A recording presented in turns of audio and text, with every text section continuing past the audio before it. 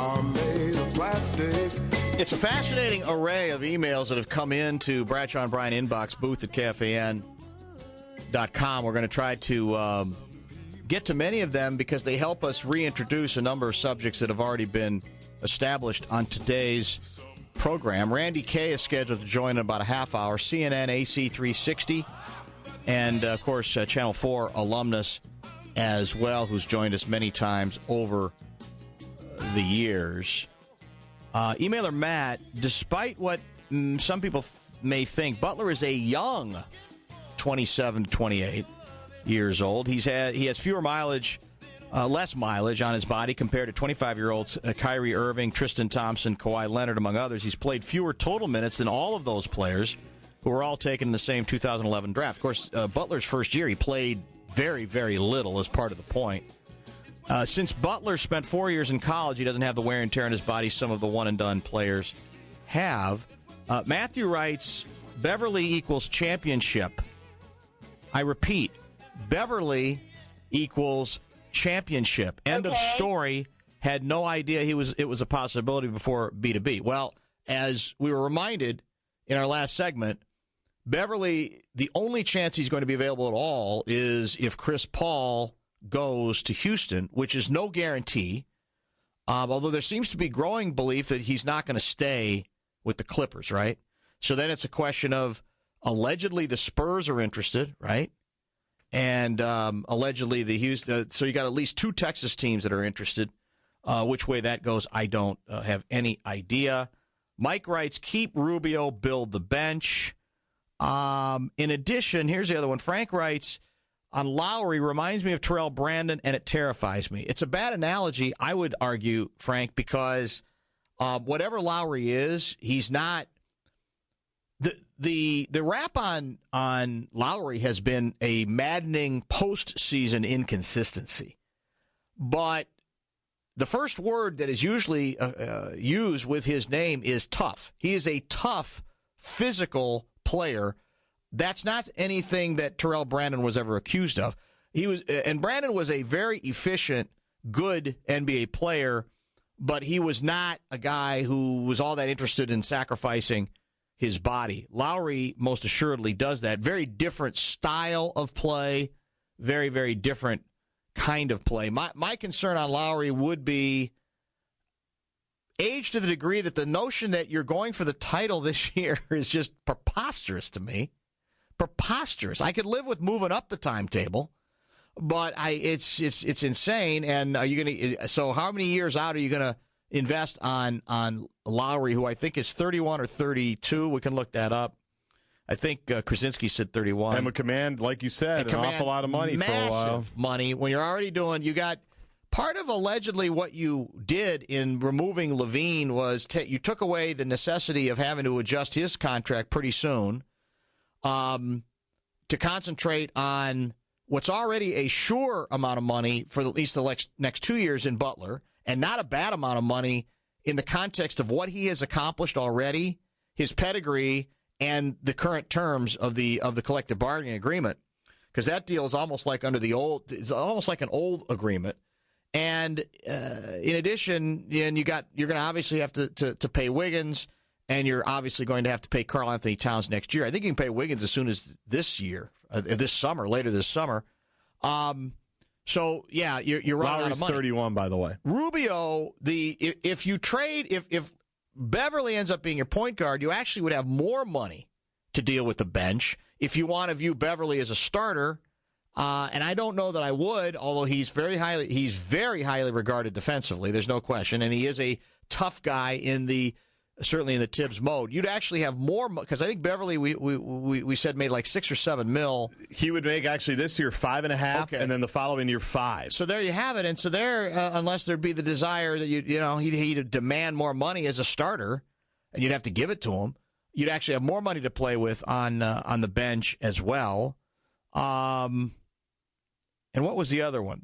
I guess those are the main ones early. I told you about this timetable, man. Well, you told me, yeah. I'm worried about it. I would be too if you add it didn't worry me at all if you add a 27 or 28-year-old, because I still don't think that's that big of an adjustment, especially when one of the guys you were counting on is 23 already. I mean, in the case of Chris Dunn. But if you add that piece, then that's a different argument. That's a different story. We haven't talked about adding 31, 32-year-olds. Now, I don't know what kind of condition Lowry is in, and I get that you suddenly have a lineup that's going to get everybody's attention, but I can't help but worrying that you have ended up going to an extreme for which you're going to end up paying, leaving aside, and that's not a function for me of age as much in this case as a function of style of play. And I understand that Rubio as a guy, as a point guard, needs the ball to be an orchestrator. And the comeback to that is with all these other guys, they can handle the ball okay. You don't really need that kind of orchestrator. But I am old school enough to still concern myself with, even in a league where the rules have changed a little bit on how many people you have on there who all need the ball, that would not be as easy an adjustment as it would be as simple as it sounds sexy, but in reality, how would it work? I'm not sure, because then my concern is what you run the risk of further discouraging the notion that the two of the big three remaining still feel like they're going to be really important parts of what they do. How much do they have to adjust to another veteran guy who is 3 years older than the last veteran guy who's used to having the ball in his hands an awful, awful lot? So I don't know. I mean, my concern on Beverly is more I just haven't seen him enough to believe should he be a starter. It's hard to know. Even though I know defensively he's very good. And a couple of the other names, I would just as soon stick with Rubio and let this thing play out another year. But the more smoke there is, the more you start feeling that it's almost like the ship has sailed a little bit. Feels weird that way. It does, because it keeps coming up every opportunity. Yeah. So, now, on the whole alpha dog thing, yes, isn't it, if I'm Tibbs or Layton or whoever, or Glenn Taylor or anybody in the front office, if I feel like I need to convince the players that sharing needs to happen, how difficult is it, or should it be, to look at the past X amount of champions? How far do you want to go, especially now in this new super team era? Yeah, that's true. I mean, you just look and go, guys, hey, I love Cat, I love you. Wig, I love you. Butler, I want to spoon with you. I've wanted to do it forever.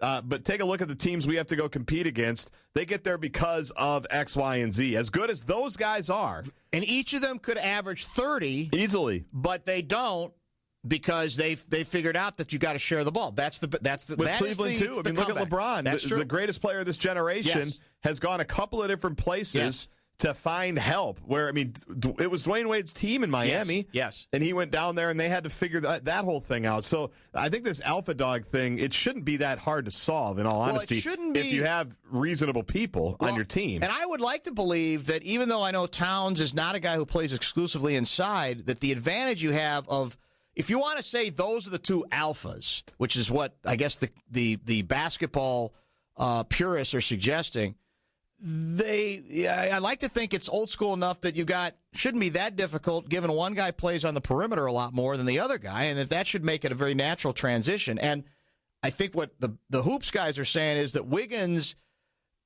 being a guy who doesn't seem to demand being the alpha, much to our chagrin previously, it might work out perfectly that he's going to be the easiest to persuade, that he's not going to be the challenge. The challenge might be Towns. But you're right. The super teams especially, there's 3 or 4 guys who each individually could say, I deserve 30 shots or 25 shots and 25 points. I can score that. And you're right. There should be enough evidence now to indicate, are you interested in winning? Right. Or not? Because all those teams have guys who could say the exact same thing. Kevin Love included, by the way, although he could say he sort of had to take a back seat, maybe even more than he should have. But he found a role, and he found a niche, and he found ways to fit in eventually. It took a little while. Because I think what Towns cares about, for sure, I'm sure he cares about winning, but I'm guessing he's also like the attention he's gotten the last handful of years. Yes. At the rookie game and the skills challenge and everything. Absolutely. So if I'm Tibbs again, I say, well, did you happen to notice who the All-Stars were on that team? Or the All-NBA guys? We talked about this when the All-NBA teams came out, and everybody thought Cat may have gotten snubbed. and Anthony Davis was the one guy on any of those teams that wasn't on a playoff team. So that's why it shouldn't be that hard of a sell. No, it shouldn't really be. It's a matter, and I guess still my concern, though, is Lowry.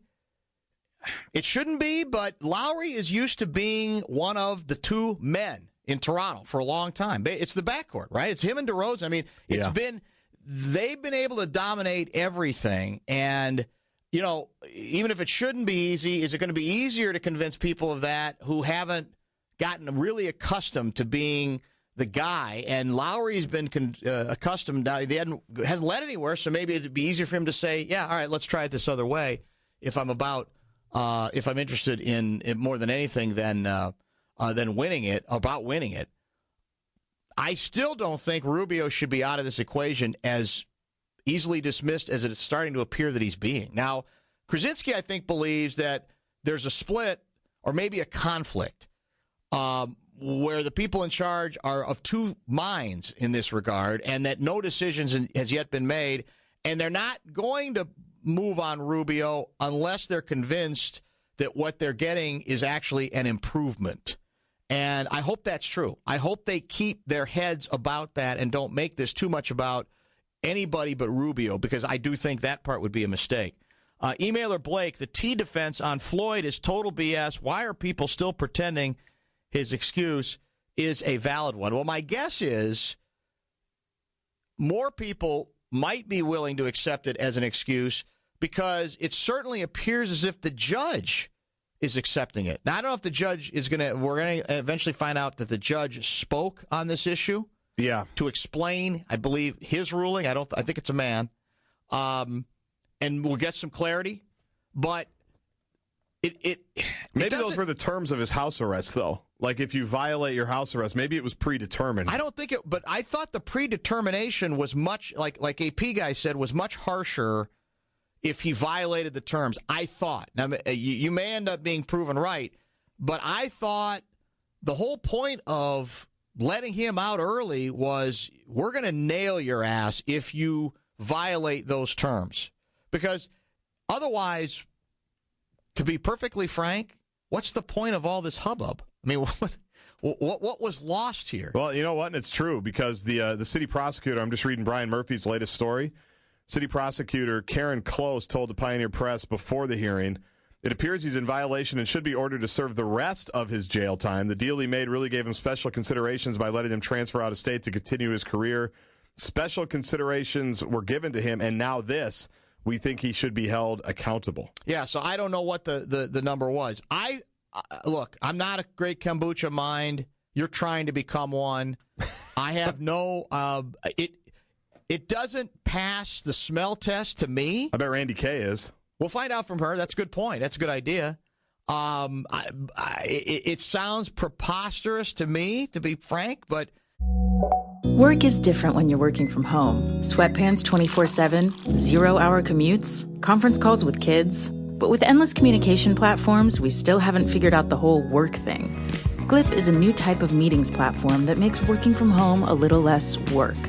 With unlimited video meetings and team messaging, it's everything you need to stay connected, all in one app. Glip by RingCentral. Meet smarter. Sign up for free at glip.com. Nordo here for my boys at Utapils Brewing, and they are open right now. Head to their Minneapolis tap room and beer garden today for a safe, socially distanced drinking experience. And if you can't make it in, don't worry. Utapils has products available across the state. Don't see it? Ask for it by name. Utapils. It almost sounds like the judge bought it, and I still maintain that the piece of this that's really weird is the Vikings, in a sense, I guess you could say they took it for the team, but in effect, what they admitted was they hadn't done their own due diligence on if you want to buy it, the potential dangers of a player in Floyd's position getting anywhere near kombucha, or at least even tempting the gods that you could end up with a borderline test, which is bizarre to me given how careful these organizations, I think by definition, are supposed have to be at this point. That part's very strange to me. That's what gets me the most. But the judge, I don't know. Like I said, it almost is like the judge is saying, all right, just finish it out. So in effect, 1 day in prison or in jail. Yeah. and you can finish out your last 5 or 6 days house arrest in Arizona, and you're no worse for the wear. That's